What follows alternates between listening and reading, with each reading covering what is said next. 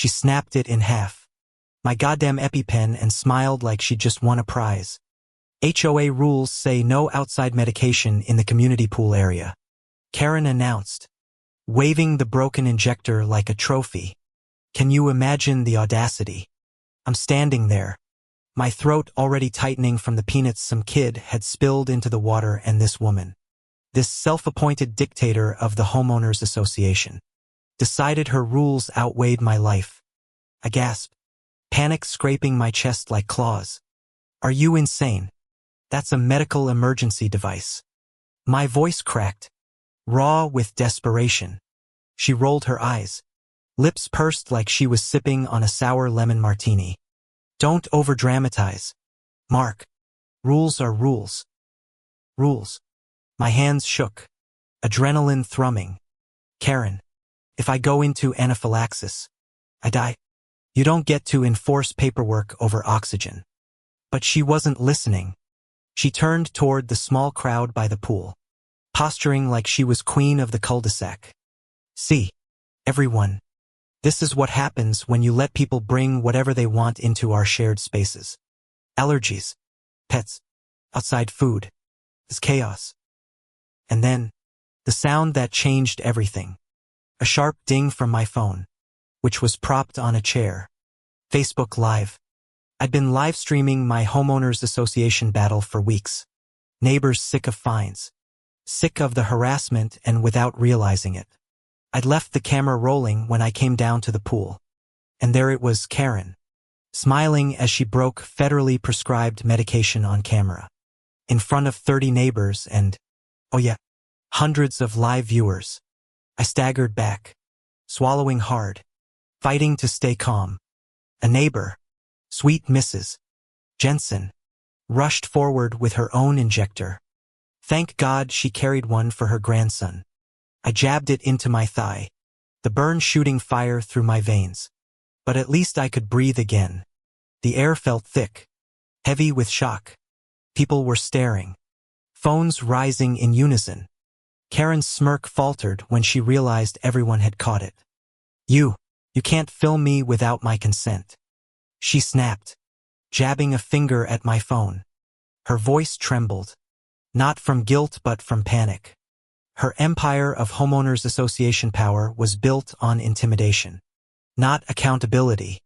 And now accountability had just punched her in the throat. Consent.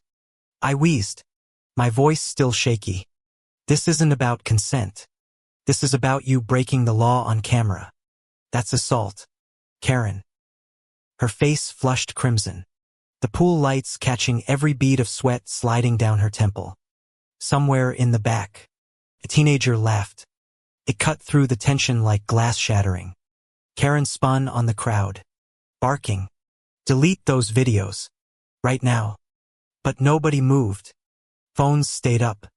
Screens glowed. 100 lenses staring her down. That's when she snapped. Fine. You people think you're so high and mighty.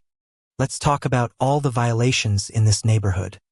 She stormed toward the fence, pointing at 1 yard. Overgrown hedges. Against code. Another house.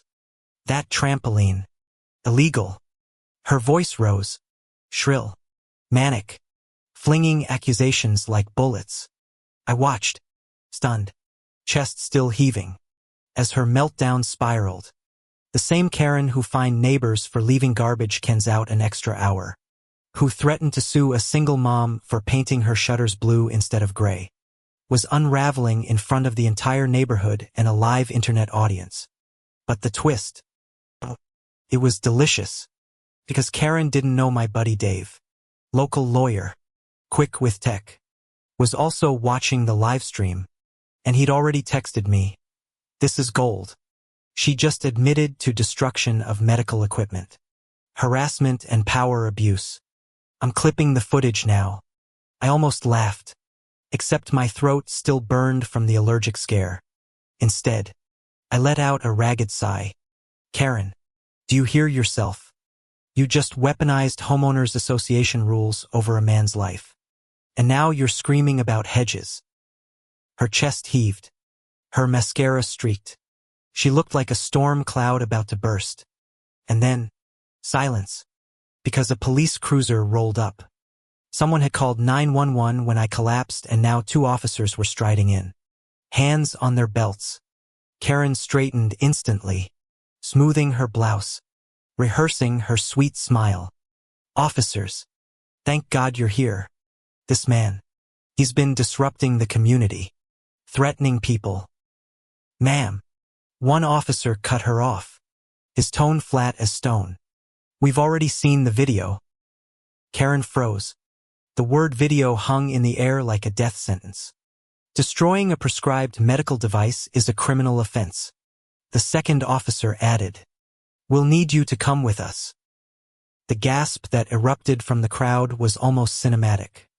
You could hear lawn chairs creak as neighbors leaned forward. Phones flashing. Karen sputtered. No. This is all a misunderstanding. I was enforcing rules. But the officers weren't buying it. They cuffed her right there, in her designer sandals, while her pearl necklace clinked against her chest with every frantic shake of her head. The crowd murmured, half shocked, half thrilled. A few clapped. One man actually whistled. Me. I just slumped into a chair, exhausted, relief washing over me like cool water. My phone buzzed. Facebook notifications exploding. Comments flying faster than I could read. Karen gets owned. Instant karma. This is going viral, bro. And it did. By morning, the clip had spread across half the state. Homeowners Association Karen, once untouchable, had become a meme. Her mugshot floated alongside captions like, "Rules are rules, except when it's the law." Reporters camped outside her house. The Homeowners Association board scrambled to distance themselves, suddenly oh so eager to suspend her presidency. But the bitter part. She came after me. Lawsuit. Defamation claims. The works. She thought she could outmaneuver me in court, just like she bullied us in the neighborhood. Only this time, she underestimated the internet. Crowdfunding poured in from strangers who'd watched her tantrum live. Lawyers volunteered pro bono, disgusted by her abuse of power. And when the judge finally spoke, the gavel cracked like thunder. Karen, you destroyed life-saving medical equipment. You endangered your neighbor. You abused your position. Case dismissed for the defendant. Damages awarded to the plaintiff. I can still see the look on her face when she realized not only had she lost, but she owed me. Homeowners Association Karen, the self-styled queen, forced to cut a check with shaking hands.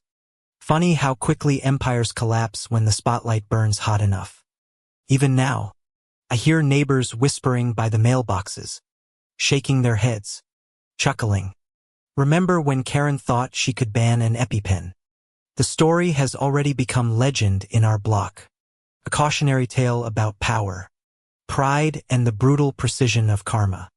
And sometimes, late at night, I think back to that moment she snapped my injector in half. That smug grin. That certainty she could get away with anything.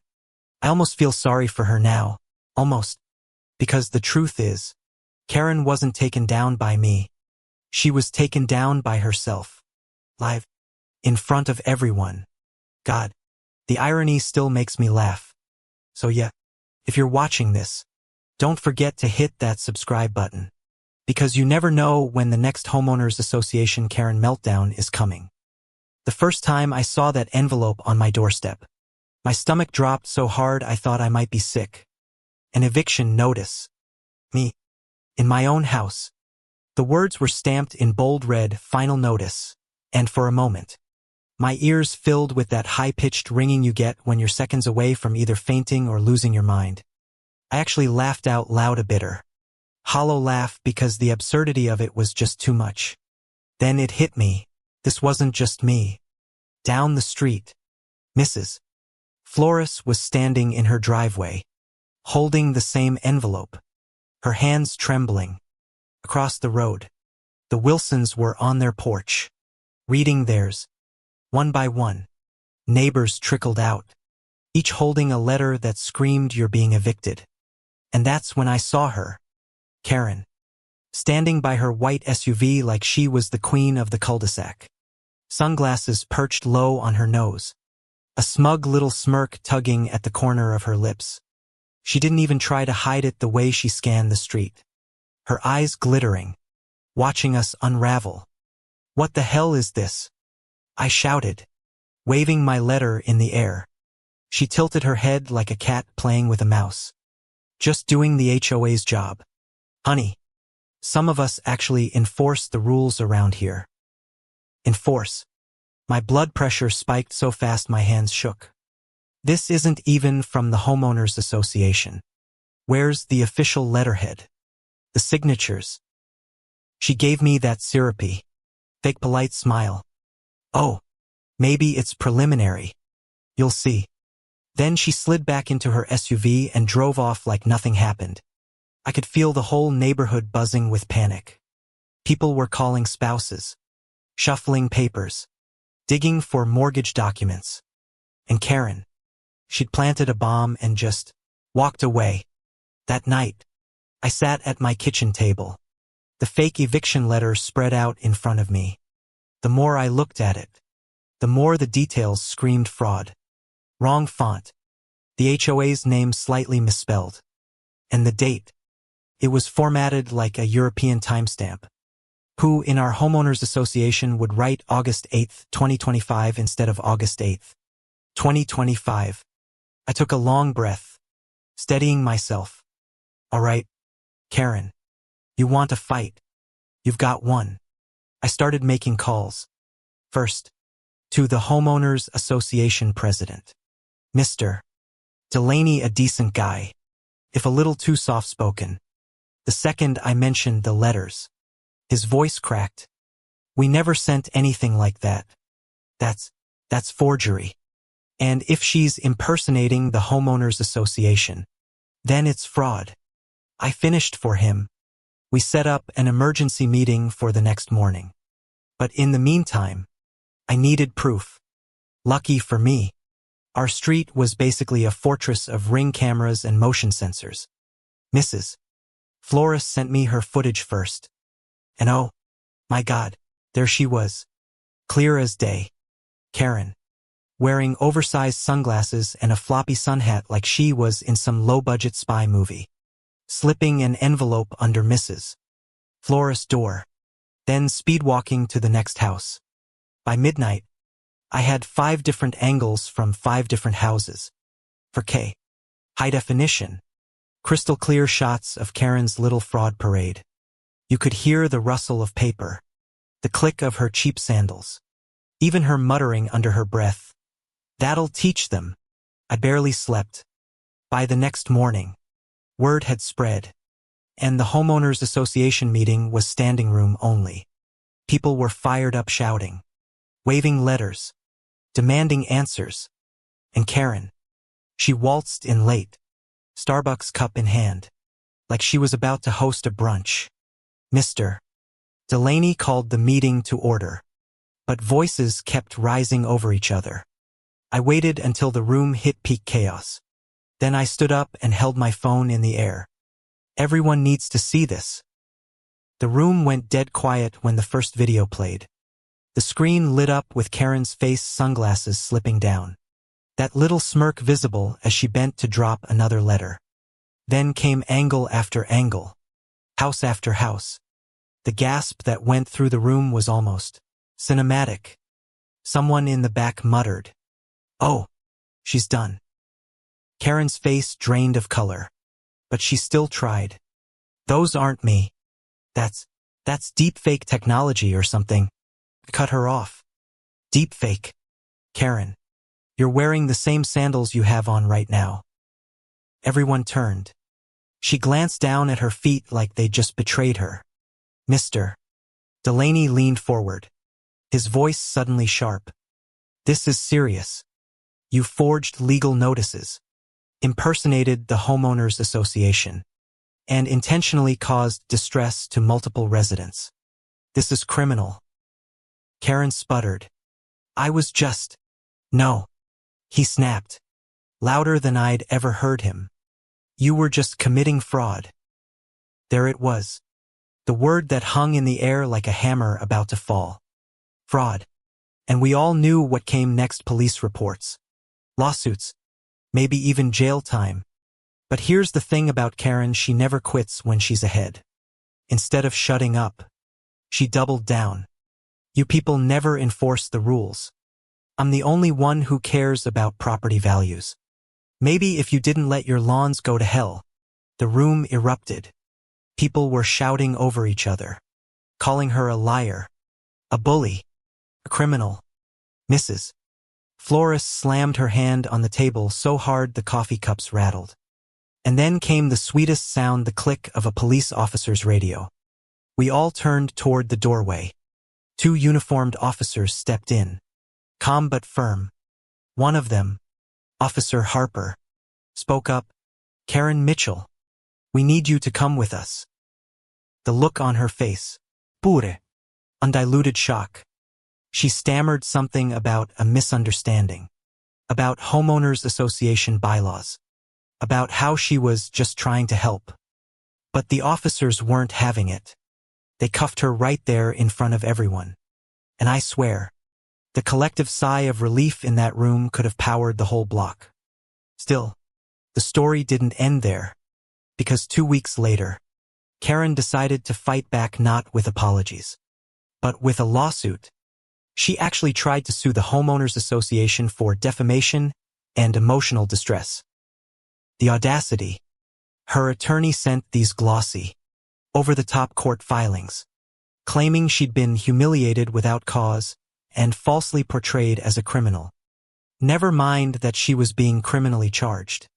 But here's the twist: turns out, by filing that lawsuit, she opened herself up to discovery. And that meant every email, every text, every little Homeowners Association group chat she'd been in was now fair game. And oh, did the skeletons start falling out of her closet. The emails alone were enough to sink her. Dozens of them sent to other Homeowners Association members late at night, laying out her plan to drive out problem homeowners by any means necessary. She even wrote one bragging about how people will believe anything if the envelope looks scary enough. Her own words, in writing, with timestamps, the day those got entered into evidence. Her lawsuit went from laughable to tragic. Her lawyer tried to spin it something about satire and taken out of context, but the judge's expression was pure stone. Then came the text messages. Screenshots of her telling her sister how she'd printed the fake eviction letters at her office, and how she couldn't wait to watch everyone panic. You could feel the air shift in the courtroom. Karen, who'd strutted in on day 1 like she was there to win a beauty pageant, was suddenly small, shoulders hunched, eyes darting, like a cornered animal realizing the trapdoor had just slammed shut. By week 3, the criminal case and the civil lawsuit had merged into one giant snowball of disaster for her. The Homeowners Association countersued for damages and legal fees, citing fraud, harassment, and intentional infliction of emotional distress. And this time, the evidence wasn't just videos, it was her own typed confessions. When the verdict came, it was brutal. The judge ruled in favor of the Homeowners Association on every single count. Karen was ordered to pay tens of thousands in damages, plus attorney fees. The criminal charges stuck. 2 forgery and fraud, both with hefty penalties.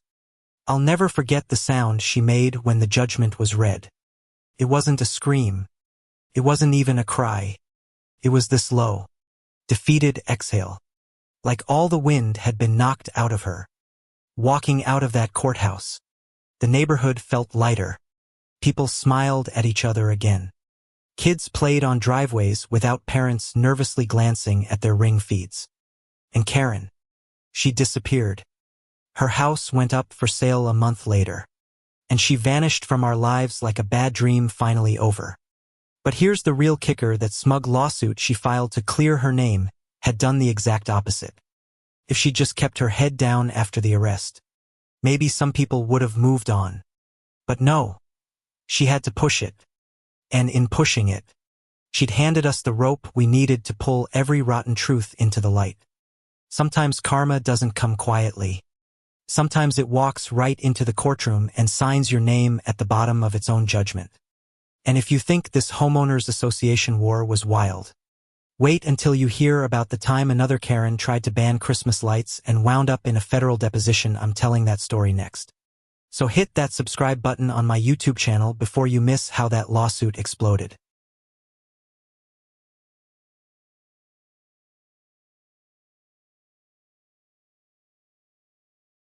She was hiding in the shadows between two Teslas, whispering to herself and clutching what looked like a clipboard like it was some kind of sacred HOA artifact. And my 80-year-old grandpa? He locked her in from the outside and sat on the stoop with a cup of black coffee like he was guarding Alcatraz. I swear, nothing in this world could have prepared me for the moment the SWAT team showed up and found Karen barefoot, sobbing, and wrapped in my old high school band hoodie. Let me back up a second. It was a quiet Tuesday, too quiet for our neighborhood, actually, which usually buzzes with lawnmowers, barking golden retrievers, and that one guy who insists on playing saxophone at sunrise. I was working from home, logged into some mind-numbing video call, when I noticed Grandpa, in his usual flannel, march across the driveway with that look on his face. The someone's about to learn a lesson look. He had that little shake in his left hand, the one that only shows up when he's mad but trying not to show it. Now Grandpa's sharp, sharper than anyone gives him credit for. Army vet, mechanic, part-time electrician, and somehow still more emotionally intelligent than half the people in this neighborhood combined. When he stormed back inside 10 minutes later and said, "Someone's trespassing," I nearly spit out my coffee. "What do you mean someone's?" "In the garage." "Our garage." He just nodded, calm as ever, and said, "She slipped in behind the garbage bins like she's in Mission Impossible, wearing pearls." Turns out it was Karen. The Karen. HOA president by force, tyrant by choice, and the self-appointed queen of shrub symmetry and mailbox height. She had beef with us since the day we moved in, mostly because we didn't trim our hedges on the full moon like she apparently prefers. But this was a new level. Grandpa said he saw her dart across the lawn and slip into the garage while I was out back testing the pool pump. No knock, no reason, just slithered in like a cockroach on Judgment Day. "What's she even doing in there?" I asked, blinking like I was in some weird sitcom. He shrugged. "Looked like she was sniffing around your Tesla. Maybe taking pictures." "Oh yeah, the Teslas." So here we were, me pacing in the hallway, Grandpa sipping coffee like he had all the time in the world, and Karen locked in our garage with 2 electric vehicles and no clue she'd been made. You ever have one of those moments where you just stop and think, wait, is this real life? Because that's exactly what hit me when Grandpa casually slid the bolt on the exterior garage door, then sat his butt down like he was waiting on a pizza delivery. "Shouldn't we call someone?" I asked. "Oh, I already did," he replied. "And I told them there's a woman illegally trespassing in my garage, hiding like a squirrel in a Halloween bin. They said they're sending someone." "Someone like?" "Like SWAT." And that's when the first nervous laugh slipped out of me, you know, the kind where your brain's trying to catch up to the chaos but your body's like, nope, we're laughing now. I peeked through the blinds just in time to see Karen press her face to the tiny window on the side door. I swear, I heard her say, "Oh no, he called backup." Oh yes, he did. The thing about Grandpa is he doesn't bluff. Ever. Not in poker, not in stories, not when it's about property lines. And legally, that garage is on his part of the deed. She messed with the wrong man. We waited. Every minute stretched like bubble gum on a hot sidewalk. Karen must have realized something was off because she started knocking, then banging, then full-on screeching. "Let me out. This is harassment. I have HOA authority." That was her fatal line. Because when the officers pulled up 4 cruisers deep, plus 1 big OL tactical van that looked like it could launch a small war, and heard her scream about HOA authority, one of them actually laughed. Like, legit laughed and said, "Ma'am, that doesn't mean squat on private property." But wait, plot twist incoming. When they opened the garage door, they didn't find a well-dressed suburban administrator. They found Karen in a bathrobe. Yep, bathrobe. Hair in pink curlers, one sock on, no shoes. She looked like she'd been camping in there for days, even though it had only been a couple hours. And what was she doing? She was sitting in the passenger seat of my wife's Tesla, trying to write what looked like a parking citation on her own HOA stationery using a pink gel pen. Who does that? Step out of the vehicle, ma'am. This is a violation, she shrieked. Of what, ma'am? Of my peace. I'll never forget the officer's face. That deadpan blink. That tiny head shake that screamed, I don't get paid enough for this nonsense. Then came the handcuffs. Karen? She tried to run. I wish I was making this up. But she made it maybe 4 steps toward the hedge before she tripped over her own slipper and landed face first into Grandpa's birdbath. Water everywhere. Ceramic flamingo went flying. One of the officers sighed and radioed in. We've got one non-compliant HOA president, requesting mental health eval and backup transport. Grandpa leaned over to me and whispered, Told you she'd go full cuckoo eventually. I didn't say anything. I just watched her sob into the birdbath water like it was a confessional and think, how did we get here? Then the real twist. Where'd you get this? The officer asked. Karen froze. Her lips twitched. Then she blurted, It was unlocked. I was just making sure it was secure. Yes. Turns out she had plans. Like real plans. Notes on her phone showed she was planning to impound our vehicles under a fabricated violation. Drive them to a safe HOA storage facility which, by the way, doesn't exist, and leave us a handwritten invoice for $1,500 in fees. That's when SWAT went from amused to very unamused. Attempted grand theft auto. Trespassing. Possession of a stolen key fob. False reporting. And the cherry on top. She live-streamed half of it. We all stood there for a second, in that strange limbo of silence, where even the birds seemed to pause. Karen sat dripping wet in the back of the squad car, hair flattened against her forehead, mascara bleeding down like war paint from a defeated queen. Grandpa? He lit a toothpick between his teeth and gave her one last nod, slow and firm, like a man tipping his hat at the end of a western. The officers were still going through her phone when they found something wild. She'd been keeping logs. Not just of our cars, but half the block. License plates, travel times, even which house had non-HOA compliant porch lights. One of the officers muttered, She's been running a whole surveillance operation out of a clipboard. That clipboard? Yeah, it had our garage code written inside it. From the last time she cornered a contractor and demanded access for a safety audit. Turns out, Karen had been secretly compiling evidence to try and force us into HOA compliance even though we legally opted out when the bylaws changed 5 years ago. The worst part? She planned to file a civil injunction against us, right before she got caught trying to steal our cars. But here's the part that'll make you clap. We filed a lawsuit before she could. With everything recorded, the garage entry, the attempted theft, the forged violations, and her live stream, our attorney didn't even blink. We've got her on trespassing, defamation, harassment, and attempted conversion of private property, he said. She better pray this doesn't go criminal. She lost her seat on the board. Lost her so-called HOA enforcement privileges. Lost her lawsuit against us before it even made it to pretrial. And our lawsuit? We won. The settlement paid for a new security system, covered our legal fees, and funded a little neighborhood block party. Grandpa grilled ribs. I DJ'd. Someone printed t-shirts that said, Not today, Karen. And just when we thought the saga was done, we got one last surprise. Karen moved. Yep. Packed up, quietly, in the dead of night. Word on the street is she's trying to start a new HOA awareness group. Online, but now people just send her memes of that birdbath moment. And me? I framed that pink gel pen and stuck it in the garage right between the Teslas. A reminder that even when people think they own the block, the truth always finds its way out, sometimes through a lawsuit, sometimes through a birdbath.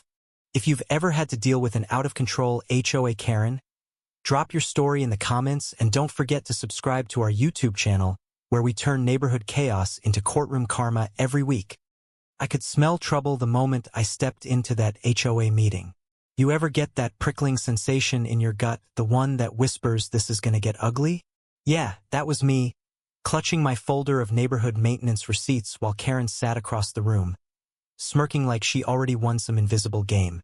I didn't know yet that she had forged state inspection reports for her side business, a nail salon tucked right into our little HOA-controlled plaza, or that she was about to drag the entire community into her mess. Karen wasn't just any HOA board member.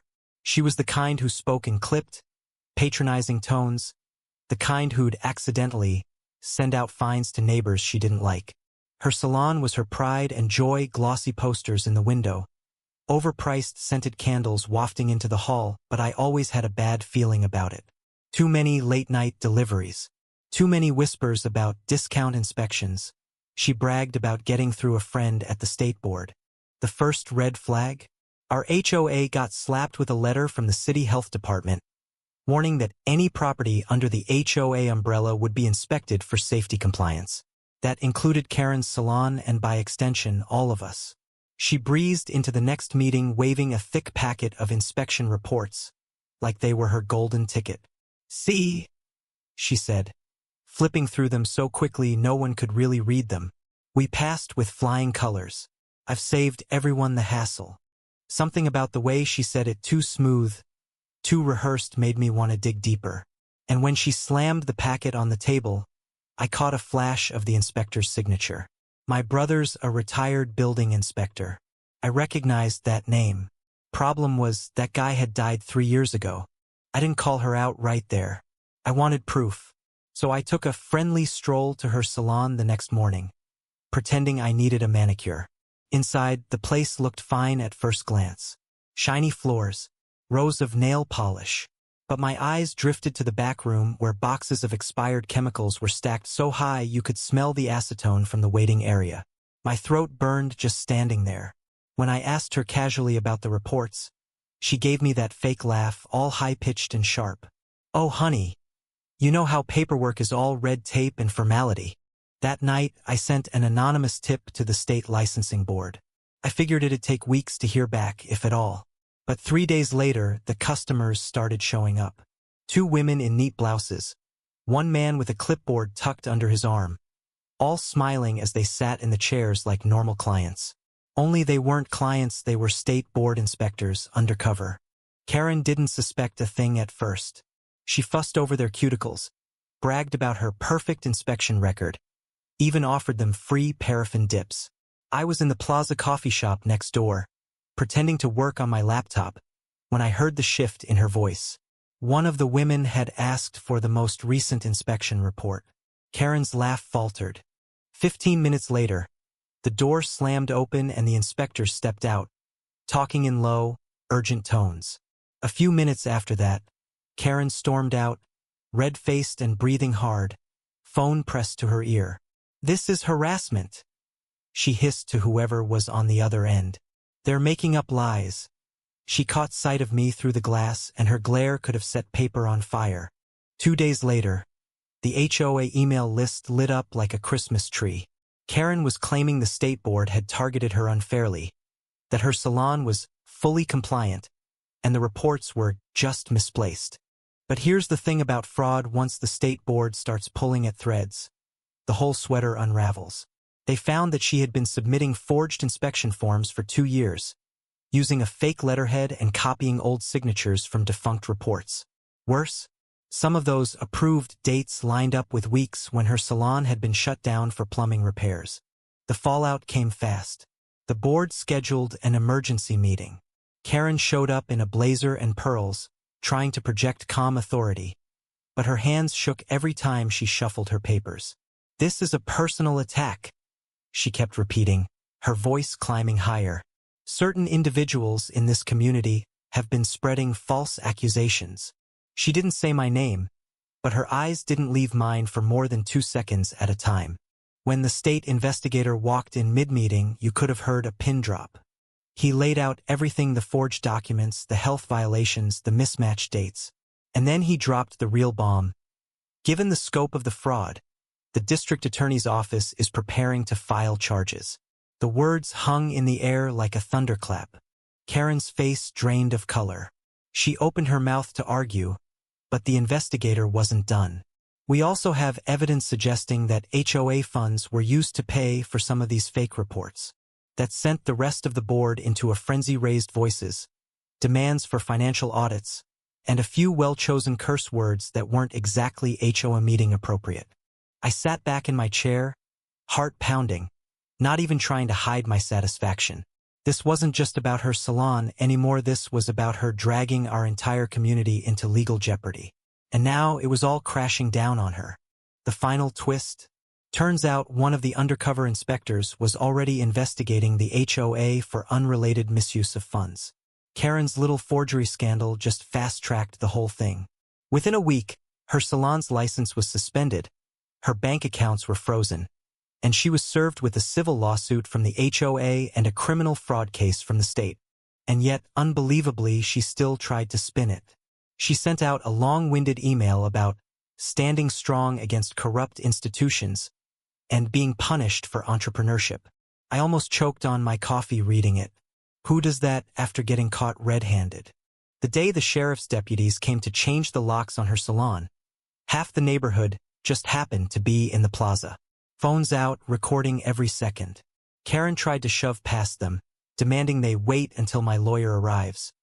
But the deputy simply said, "Ma'am, you can discuss that in court." As the metal security shutter rolled down over the front of her shop, she whipped her head toward me and smiled. Not a friendly smile. The kind of smile that says, "This isn't over." And honestly, I kind of hoped it wasn't, because after everything she'd pulled, I was ready for round two. But the thing about people like Karen? Sometimes karma doesn't wait for round two. Sometimes it hits before the dust even settles. Karen's downfall didn't happen in one explosive moment. It was slower, more humiliating, like watching a crack in a dam spread until the whole thing collapsed. The lawsuit from the HOA hit first. It was brutal, a demand for repayment of every cent of HOA funds she'd funneled into her fake reports, plus damages for the legal mess she'd caused. She tried to act unfazed, walking into the first court date in a bright red suit. But you could see the strain in the way she clutched her briefcase. Her lawyer was slick, sure, but even he couldn't talk away the paper trail. Every forged signature, every altered date, it was all right there in black and white. Then came the state's criminal fraud charges. The prosecutors weren't playing around. They had the undercover video of her bragging to customers about skipping real inspections. They had bank statements showing HOA checks cashed by one of her personal accounts. And worst of all, they had testimony from a former employee, a young woman who quit because Karen told her to hide the rusty foot spas before inspectors arrive. When the jury heard that, a few of them actually shook their heads in disgust. Karen's defense started to crumble fast. She tried blaming the HOA treasurer, claiming the forged documents were templates she'd been given. She said she'd been pressured into signing them. She even hinted at some vague conspiracy against her salon. But the more she talked, the more tangled her story got, until even the judge had to cut her off and remind her. "This is not a press conference, Ms. Langley." By the time the verdict came down, her nails, once perfectly manicured advertisements for her business, were chipped and uneven. The jury found her guilty on multiple counts of fraud and forgery.